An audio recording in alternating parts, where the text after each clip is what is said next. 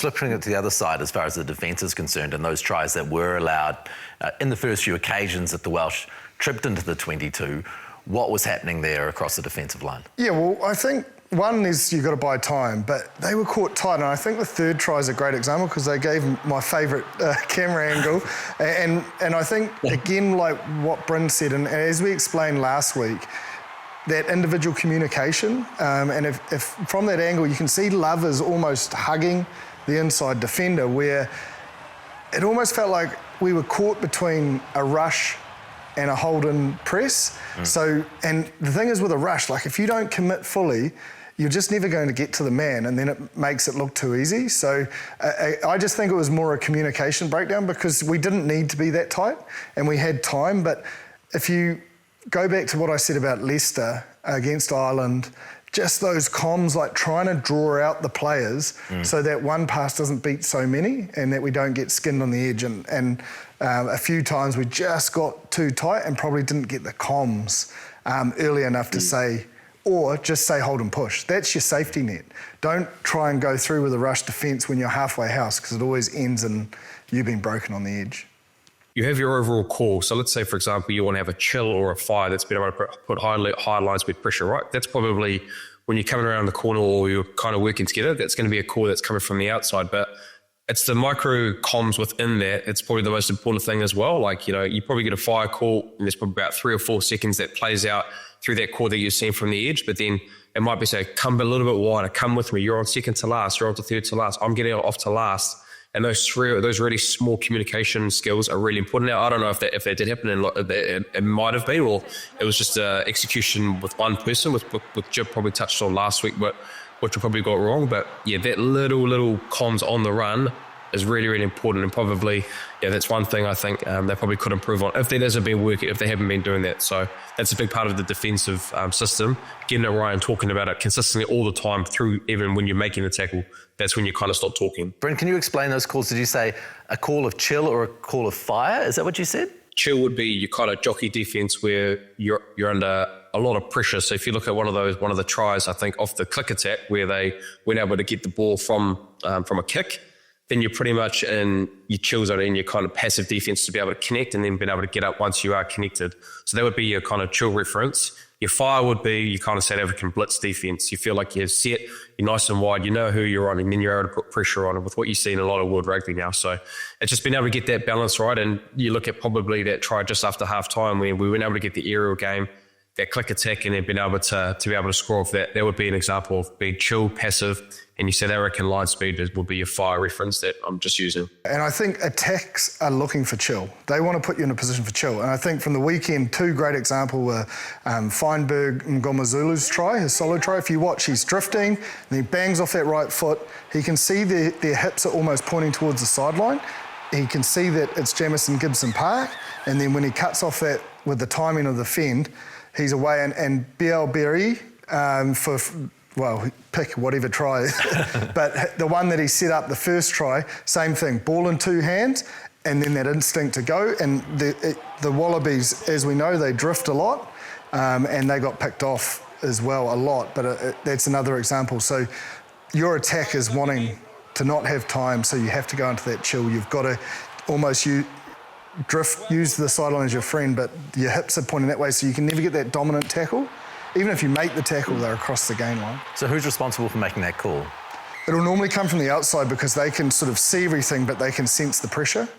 But there's also an instinct, like you know when ball's quick, you're not always going to get the comms, but you know that you've got to sort of hold and push and try and wait till you get to almost 10 metres from the sideline, and then you can press. Now, if you get close and then rush, you've got to hit them. You can't be slow, you can't be delayed, you have to hit the man with the ball out the back, and we didn't do that. And I think that third try just is a great example of showing, you know, how we were sort of broken down that edge. We've had a lot of questions come through in the last little while, Brenna.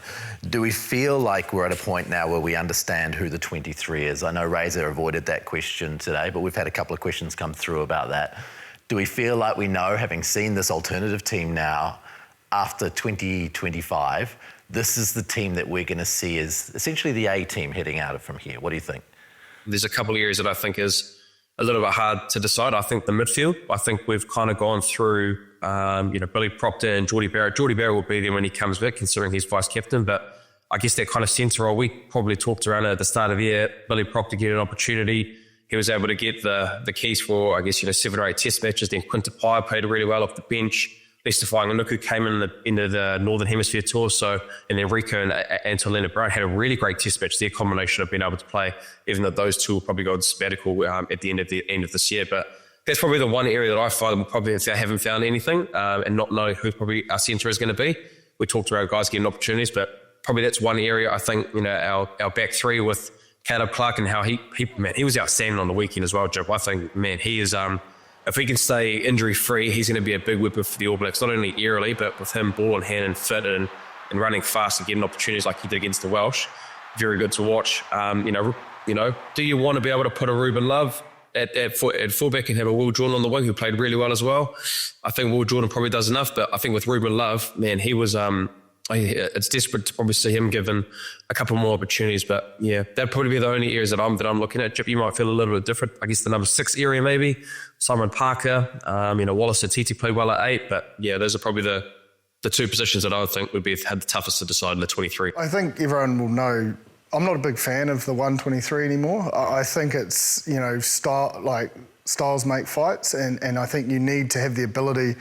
And if you look at the best team in the world, which is South Africa, they have the ability to play multiple ways. So I'm not clear on saying that there's 123 anymore, but I think that's a good thing because, depth has been created, most of it forced through a lot of injuries. Like the All Blacks faced a lot of injuries, especially at lock this season, and some players have really risen. So I don't think it's easy to say this is the 23. I think we've got to get comfortable that there will. I think that's the trend. That's trends will follow success, and people will move that. And I think we have to have the ability, and I think we do. I think we have got a squad with different strengths and weaknesses, and we need to lean into that when I suppose defensive systems provide us the ability to go, okay, this player is really going to rip them apart. We have seen an incredible evolution this year, though, of this team. Like when you think about the impact of Whanganuku, who's probably now very much good at 12 too. Well, a starting 15 player across multiple positions. Having come from France, we knew he was going to come back into the squad. But the impact he's made has made him a certain starter in some way, or if not absolutely in the 23. If you're in a World Cup quarterfinal, he has to be there. Yeah, absolutely. But where? I think different oppositions make. I think he's probably going to be there every week, but depending on the opposition, it's like I'm genuine. He looked good at 12. Yeah. I know he got a few minutes there, but he created a lot, found himself in the action, and that's the thing. He's just a guy that can make something happen, and he's a game breaker, and he definitely. He's got to be there, but like Bryn said, Caleb Clark, you can't leave him out either. No. So that midfield is just crammed at the moment, which, 2 hardest positions on the field, centre in particular, I feel defensively, it's a good place to have stacked numbers. So we're looking at maybe loose forward as a place where Lakai made a massive impression this year. Razor mentioned in post-match. Probably wasn't necessarily in the conversation as a starting 8 at the start of the year. Now, probably in the position of being their favoured starting 8 to some degree. Well, yeah, through performances.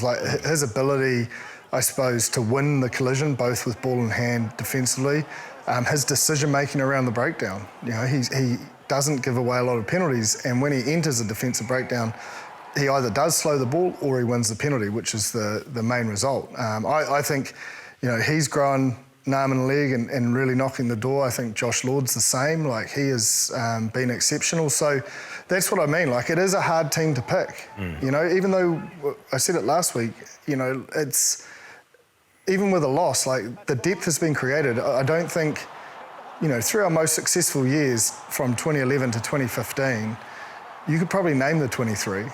But it's just, rugby's just evolved so much that we're not in that world anymore. But it's a comfort factor for people though, right?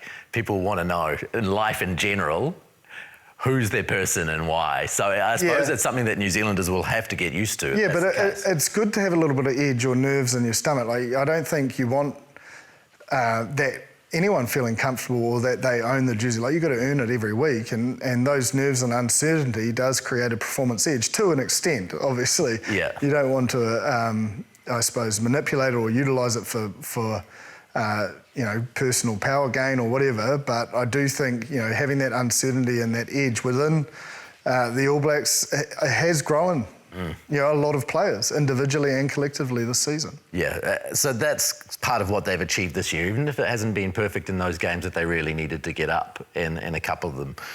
Now, there was a really interesting question from Taylor at the end of the game to Razor, where Brenna, she put him on the spot, asked for a grading, whether it's an A+, B, B-, whatever. And my heart was just pounding for Razor, because I was like, mate, whatever you do, do not answer this question, because you are going to wear it no matter what you say. And you could see him almost answering it. And then he went, oh, no, I'm not going there. But I suppose when you look at that and you look at what they've achieved across the board, do you feel like Razor's going to feel he's had a relatively successful season? A Grand Slam was probably the goal. We've been able to get there. We got 3 out of the 4, which I guess is, is a pass mark, I guess. But I think that the South African one in Wellington's probably a tough one. If you do really think about it, that second half, that's probably one that's still etched into my mind around that performance and not being able to win that one after Eden Park, and then the Argentinian game not being able to win that one as well. So look, I think we are hard. Like Jip says it all the time.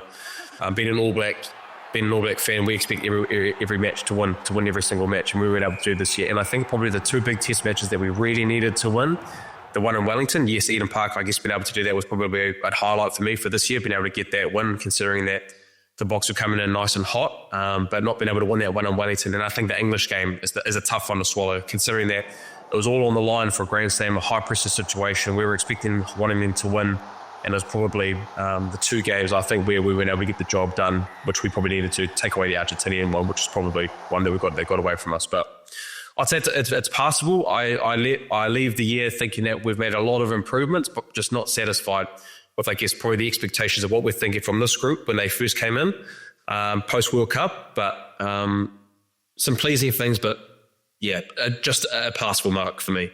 It's a funny one, because if you look at all the top international teams, they've lost 2 or 3 tests, some more. Yeah. But we do, and I'm an All Blacks fan, and you do get fixated on those 3 losses, but if you look across the board... The Boks lost to us and Australia. Exactly. Yeah. So I just think the fine margins of international rugby is just so much closer. I think they've also weathered a lot of storm. Losing Tupouniva'i and Patrick before this tour, those are 2 big assets that, especially against an England, are really, really crucial. I'm not saying the result would be different. I'm just saying there has been an injury toll throughout this season. And when you looked at the calendar year, of course we want 100%, it's no doubt. But when I actually looked at it and I looked at all the other teams, I was like, well, it's actually right up there with 1 and 2 in the world. So you're never going to win. We're not going to win here, even giving our opinion. Even if they won 100%, and I'll say it again, we want this, there would be a problem with it. Yeah. And that's our superpower, I believe. That pressure, that edge. Now, that brings us to the Wallace Atiti interview post-match, where, Taylor did a great job in those post-match interviews of putting people on the spot, and she asked Wallace about, where they sit, and, it wasn't actually Taylor, it was the Welsh interviewer, for this particular one. And she basically said, where does this sit for you as an All Black, considering, how things have gone this year? And he kind of addressed the haters to some degree and said, look, we're just trying our best in getting this done, say what you want to say. It seemed like a very positive, determined attitude to getting them back on track. Yeah, I thought he answered it really well. He acknowledged that there's some pressure out there, but welcomes it. It's part of the job. As professional sports people, we know, well, I certainly know all too well, especially when the Blues are struggling, that there was plenty of advice given. So I just think he answered it with authority, and as you would expect an All Black, saying we're going to work and we will dominate the world again. And I took it, I was like, yeah, nice, Wallace. You dealt with it really well. He didn't hide away from it, but then was very direct of where he believes the group's going from him, in the environment, seeing the day-to-day work that's gone in. I enjoyed the steal in his eyes as he said it. Yeah. Like it said to me, he's not taking a backward step to anyone. No, and you can see there's some hurt there. But that's what you want to see is you want to see that edge and that hurt. And, I think he was just being real. And when you're real, people can live with it, I believe. When you're more straight up and just direct like that, I think people go, oh, okay, sweet. Yeah. And move on with their day. Whereas if you don't answer it directly with confidence and genuine belief and authenticity, that's when people will start prodding at it. Yeah, Brenna, there was also a reason to celebrate for the All Blacks after that game as they announced, and they put it on their socials, Fabian Holland getting Breakthrough Player of the Year.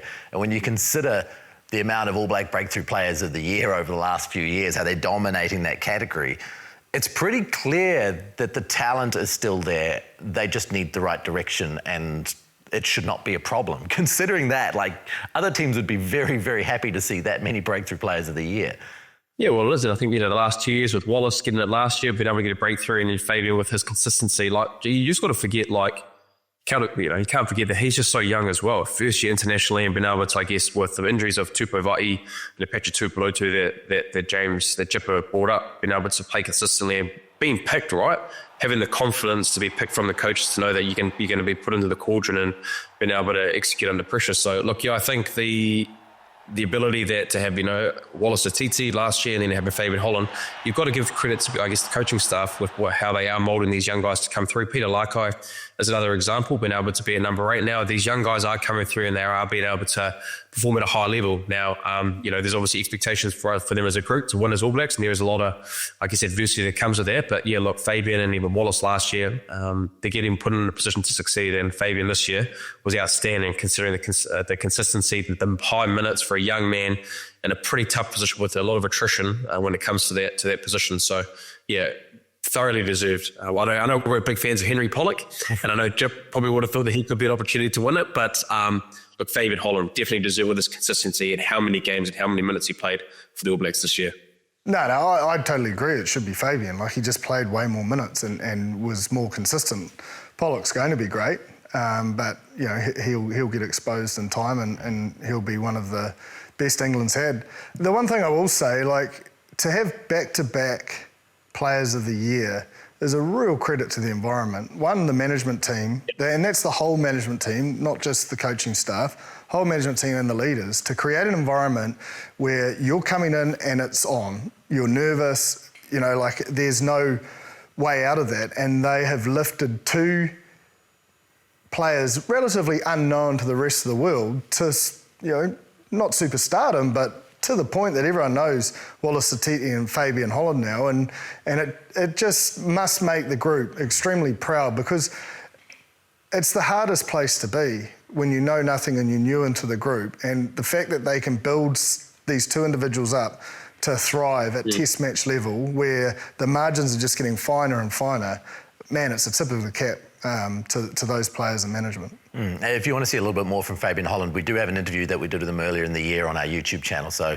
go visit that and find out a little bit more about his backstory if you want to. He's a great speaker, very engaging character, very smart character, Jipper. You can see why he succeeds. The thing I love about him is he just loves footy. Like, he just loves his rugby. He watches every game, he analyses, he's taken every strength that he's seen in, like, a Sam Whitelock, with the physicality of a Patrick Tuipulotu. Like, he's a fan of the game, and that's not coachable. You're either in it for the passion and the love for it, or maybe other reasons. And what I see in Fabian is just a true fellow codehead that just loves to get right into the weeds as such, to make himself, that 1 or 2% better. Yeah.